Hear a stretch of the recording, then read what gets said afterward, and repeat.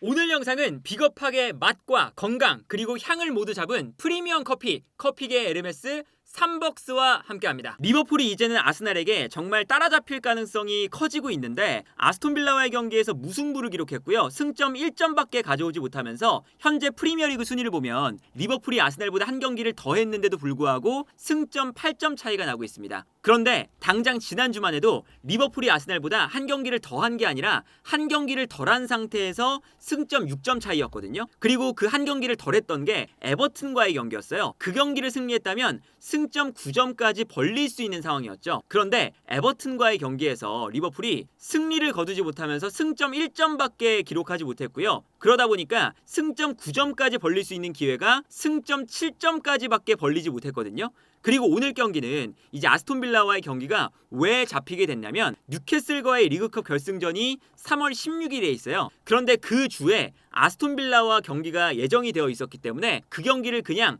땡겨와서 경기를 한 거예요. 그러다 보니까 승점 7점 차이가 나는 상황에서 리버풀이 한 경기를 더 하게 된 거죠. 그런데 여기서 무승부를 기록하면서 만약에 아스날이 리버풀보다 한 경기를 덜 하고 있는데 여기서 아스날이 승리를 하게 된다면 승점 5점 차이까지 따라갈 수 있는 기회를 얻게 됐습니다. 사실 이렇게 되면 슬롯 감독의 로테이션 전략이 실패로 돌아간다고 볼 수가 있겠는데 슬롯 감독이 지난 주말에 있었던 플리머스와의 FA컵 그리고 그 3일 전에 있었던 토트넘과의 리그컵 4강 2차전 요 두 경기를 로테이션을 돌렸어요. 물론 토트넘과의 경기는 약간의 로테이션이었고 승리를 거뒀지만 그 다음 경기였던 플리머스와의 경기는 100% 로테이션 돌리면서 패배를 기록했거든요. 이게 왜 그랬냐면 예전에 치르지 못했던 에버튼전이 잡혀 있었고요. 그리고 울버햄튼과의 경기가 3일 뒤에 있었고 또 3일 뒤에는 뉴캐슬과의 리그컵 결승전 때문에 당겨온 아스톤빌라와의 리그 경기가 새롭게 잡혔습니다. 그리고 그 3일 뒤에는 맨시티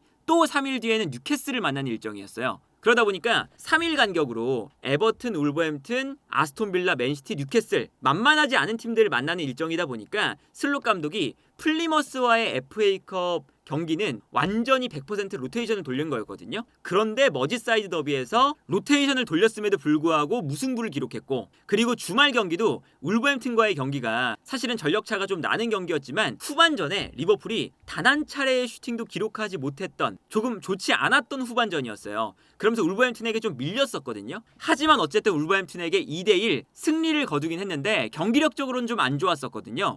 그런데 오늘 있었던 아스톤빌라에게 또다시 무승부를 기록하면서 최근의 성적이 1승 2무 1패 일단은 성적도 안 좋고요. 리그에서의 성적도 최근에 1승 2무 두 경기에서 좀 미끄러지는 모습을 보여주고 있습니다. 이게 기본적으로 슬롯 감독이 로테이션을 돌렸지만 성적을 못 가져온 거고 그리고 리버풀의 선수들의 약간의 컨디션도 100%가 아닌 것처럼 보이거든요. 점점 더 후반기로 가면 갈수록 체력적으로 좀 힘들어하는 모습들이 나타나고 있어요. 그런데 오늘 경기는 그냥 체력적인 문제뿐만 아니라 결정력에 대한 심각한 문제가 있었습니다. 이 장면이 이제 아무래도 가장 대표적인 장면인데 이 장면을 보면 이번 시즌 내내 나왔던 장면인데 살라가 측면으로 빠지면서 의도적으로 수비를 끌어냅니다. 그러면 공격형 미드필더에 있었던 소보슬라이가 순간적으로 살라가 만들어주는 공간으로 침투에 들어가는 거죠. 소보슬라이가 기동력이 좋은 선수니까 이런 움직임을 자주 가져가고요. 이 공간으로 패스가 들어가면서 소보슬라이가 완벽하게 이 공간을 무너뜨리고 있어요. 그리고 반대편에는 누네스가 뛰어가고 있는 걸 볼 수가 있거든요. 후반전에 교체로 들어온 누네스였는데 여기서 소보슬라이가 뒷공간을 완전히 무너뜨리면서 골키퍼와의 1대1 상황이 됐고요. 근데 여기서 에밀리아노 마르티네스 골키퍼가 튀어나오니까 소보슬라이가 바로 슈팅을 가져가지 않고 왼쪽에서 열심히 뛰어가는 누네스에게 패스를 보내줬습니다. 그래도 선택지가 굉장히 좋았어요. 그리고 뛰어나오는 타이밍에 맞게 완전히 골키퍼를 속이면서 좋은 공간으로 패스를 보내줬고 누네스가 스피드가 빠르다 보니까 그리고 후반전에 들어오다 보니까 빠르게 뛰어들어가면서 먼저 소보슬라이의 패스를 슈팅으로 가져갈 수 있는 기회가 있었습니다. 그런데 이 빈 골대에 누네스가 정말 말도 안 되게 슈팅을 했는데 하늘로 날아가는 슈팅을 해요. 정말 이 골대 근처로도 가지 않는 슈팅을 하거든요.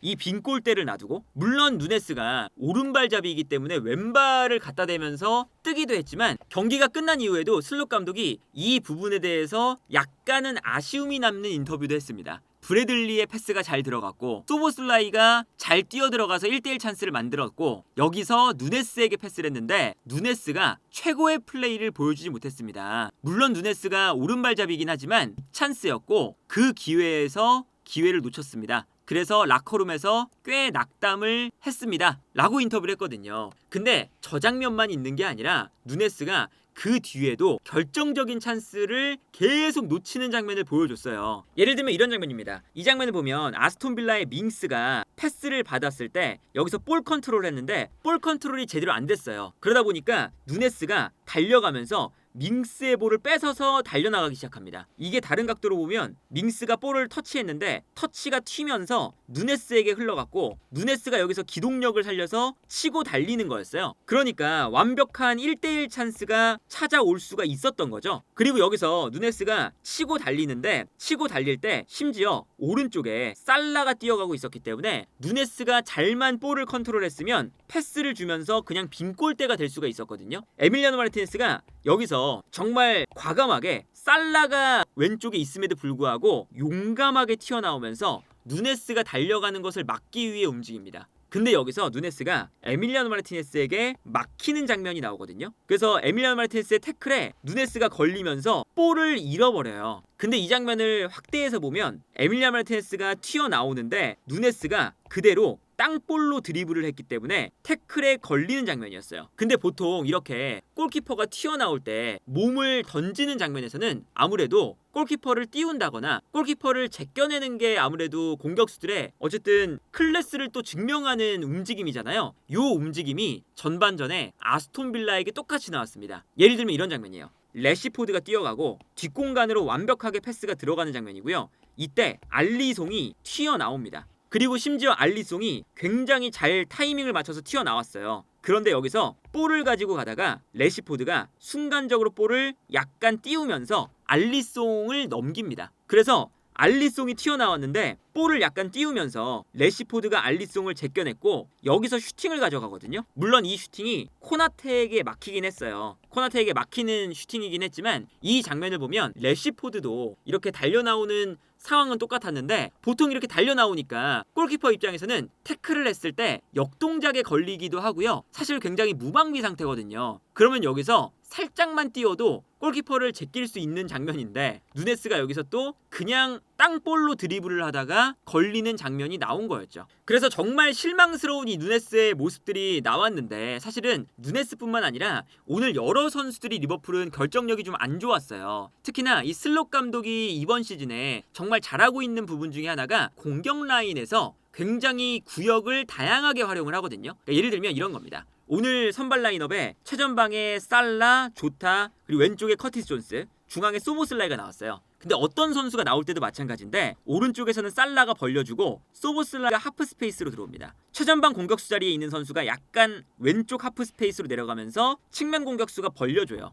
그러면서 경기장의 구역을 4군데로 나누거든요. 그리고 4군데에 더해서 예를 들면 로버트슨이 올라온다거나 아니면 아놀드가 올라오면서 순간적으로 구역을 5개까지 만들어내는, 그러다 보니까 이 5개의 구역을 넓게 쓰니까 상대 수비 입장에서는 이 선수들의 움직임을 모두 다 따라잡기가 굉장히 힘든 거예요. 그리고 여기서 뭐 예를 들면 순간적으로 스위칭까지 이루어지기 때문에 아무래도 슬롯 감독의 축구에서 이렇게 경기장을 넓게 쓰고 침투하고 이런 움직임이 너무나 잘 이루어지거든요. 그래서 아까 그 소보슬라이가 누네스에게 패스를 건네줄 때도 살라가 경기장을 넓게 쓰면서 끌어당기고 침투하는 모습이 나왔던 거죠. 그래서 예를 들면 이런 장면에서 심지어 리버풀이 오늘 경기 득점을 하기도 했어요. 이 장면을 보면요, 살라가 측면으로 뛰어나가고 가운데에서 소보슬라이, 가장 왼쪽에 뛰어나가는 선수 한 명이 있고요. 그리고 중앙에 아놀드가 또 뛰어들어갑니다. 4군데의 구역을 만들어 놓고 달려가기 시작을 하는 거죠. 근데 여기서 살라에게 먼저 패스가 들어가고요. 살라가 볼을 잡을 때 아무래도 수비가 살라에게 끌려가요. 그 순간 이제 중앙에서는 아놀드가 뛰어가는 건데 여기서 살라가 심지어 돌파가 됩니다. 그러니까 돌파가 되는 순간 아놀드에게 붙어있던 수비수가 또다시 살라에게 움직여야 돼요. 그러다 보니까 살라가 2명을 끌어당겨 놓고 그 다음에 뛰어들어가는 아놀드에게 패스를 툭 내주는 거죠. 그러다 보니까 여기서 아놀드가 침투에 들어가면서 살라가 만들어준 공간에서 볼을 잡게 되고요. 여기서 슈팅을 한 것이 또 밍스의 발을 맞고 들어가는 이런 장면이 나왔거든요. 근데 이런 장면에서 오늘 기회를 굉장히 많이 만들었습니다. 이 장면도 마찬가지예요. 이 장면은 살라가 측면으로 나가고 소보슬라이가 하프 스페이스, 그리고 여기서는 조타가 왼쪽 측면으로 빠져나가고 커티스 존스가 가운데로 들어오면서 또다시 4군데의 구역으로 나눈 다음에 수비를 공략을 하고 있어요. 그리고 여기서 살짝 커티스 존스가 내려오면서 먼저 볼을 받거든요. 근데 커티스 존스가 여기서 볼을 받고 심지어 지켜내는 데 성공을 하면서 커티스 존스에게 수비가 순간적으로 쏠리게 됩니다. 그 순간 반대편에서는 살라가 있으니까 풀백은 살라를 신경 쓰고 있고, 이때 소보슬라이가 공간으로 침투해 들어가는 거죠. 동시에 반대편에는 조타가 침투해 들어가고요. 그리고 여기서 로버트슨까지 올라가는 장면이 있습니다. 그리고 여기서 커티스 존스가 볼을 잡은 다음에 수비가 본인에게 쏠리니까 뛰어들어가는 소보슬라이에게 스루 패스를 넣어주는 장면이거든요. 이 패스가 정말 기가 막히게 들어가면서 박스 안으로 들어가는 소보슬라이에게 완벽한 찬스가 나옵니다. 그리고 아까 보여드렸던 것처럼 조타가 뛰어가고 있기 때문에 심지어 옆으로 패스를 줄 수 있는 선수까지 있었어요. 그리고 여기서 타이밍에 맞게 마르티네스가 튀어나오죠. 근데 여기서 소보슬라이가 볼을 잡을 때 약간 머뭇거렸습니다. 터치를 했을 때 패스를 준 것도 아니고 돌파를 한 것도 아니고 순간적으로 약간은 멈칫했어요. 그러다 보니까 에밀리아노 마르티네스가 과감하게 뛰어나올 때 옆으로 패스를 보내줄 수 있는 기회가 있었는데, 여기서 에밀리아노 마르티네스에게 완전히 가로막혀서 패스를 보내주지 못하고 끊기는 장면이 나옵니다. 다른 장면도 마찬가지인데, 이 장면에서는 커티스 존스가 왼쪽에 있다가 가운데로 들어가고 있고요. 이때 로버트슨이 올라오고 있어요. 그리고 조타가 이 틈을 타서 측면으로 달려나가고 있죠. 그리고 반대편에는 살라와 소보슬라이가 있거든요. 이거를 또 보면 이번에도 경기장을 쭉 이렇게 나눠서 구역별로 쓰는 거예요. 근데 그러다 보니까 로버트슨을 올라올 때 마크하는 수비수 한 명이 있고, 커티스 존스가 가운데로 들어가서 플레이를 할 때 따라가는 수비수가 한 명 있고요. 반대편에서는 살라를 막는 수비수, 소보슬라이를 막는 수비수가 묶여 있으니까 이때 조타가 비어있는 공간을 보고 뛰어들어갈 수 있는 찬스가 만들어진 거죠. 그래서 주요한 2명의 선수가 수비를 끌어냈을 때 조타에게 공간이 발생을 하고 여기서 패스를 잘 뿌려줬어요, 로버트슨이. 그래서 조타가 뛰어 들어가면서 심지어 오프사이드 라인도 완벽하게 깨면서 들어갔기 때문에 이 패스가 들어갈 때 완벽한 1대1 찬스가 나옵니다. 그래서 조타의 침투와 로버트슨의 패스가 딱 절묘하게 맞아떨어지면서 1대1 찬스였죠. 근데 여기서 조타가, 이것도 사실은 슬롯 감독의 경기장을 넓게 분할하면서 상대 수비가 모든 선수를 붙잡을 수 없도록 만드는 전술에서 나온 장면이었거든요. 근데 여기서 조타가 좋은 찬스를 맞이했는데 여기서 말도 안 되는 슈팅을 기록을 합니다. 여기서 감아차려는 슈팅을 했던 것 같은데 감기지 않으면서 잘못 찼어요. 그래서 정말 아예 엉뚱한 곳으로 슈팅이 나가요. 누네스보다는 덜하지만 그에 준하는 슈팅이었죠. 그래서 사실 어제 경기는 이제 살라가 늘상 공격 포인트를 기록을 하니까, 어제 경기도 살라가 득점을 했잖아요. 살라의 득점의 의존도가 리버풀이 기본적으로 굉장히 많아요. 그런데 살라가 해주는 게 아니면 다른 선수들도 어쨌든 기회가 왔을 때는 마무리를 지어줘야 되는데 다른 선수들 쪽에서 마무리가 안 된다는 것을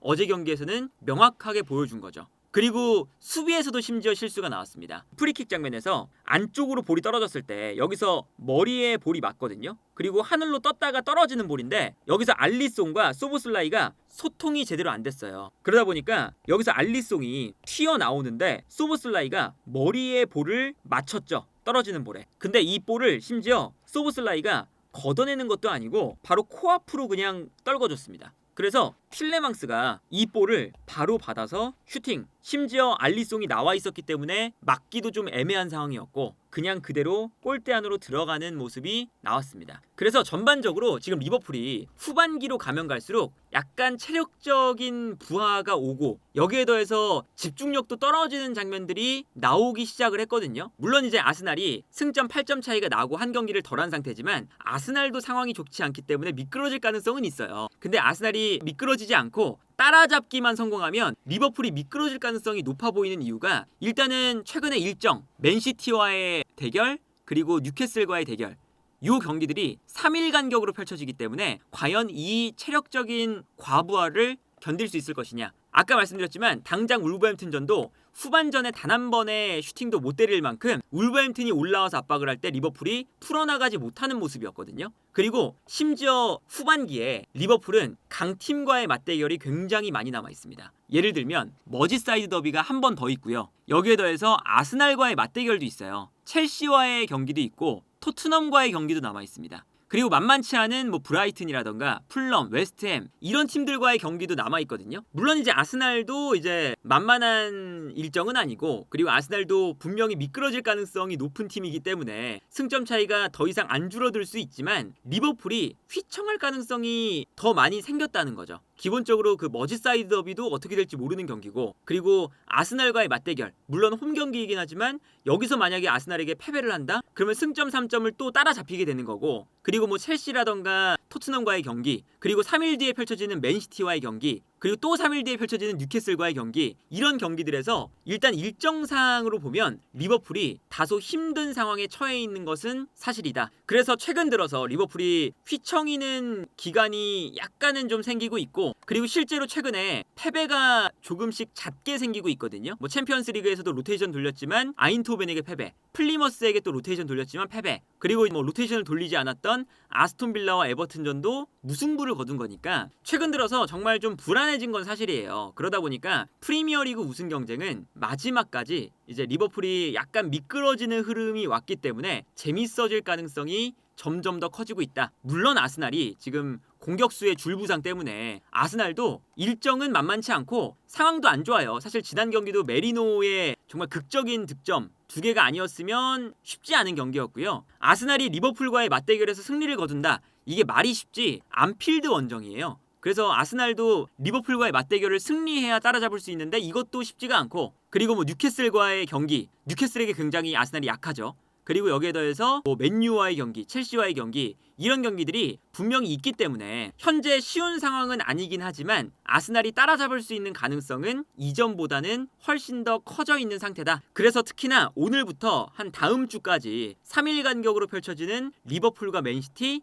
리버풀과 뉴캐슬, 그 두 경기를 리버풀이 미끄러지느냐 미끄러지지 않느냐에 사실상 이번 프리미어리그 우승 행방도 결정된 가능성이 굉장히 높은 그런 주간이 되지 않을까 싶습니다.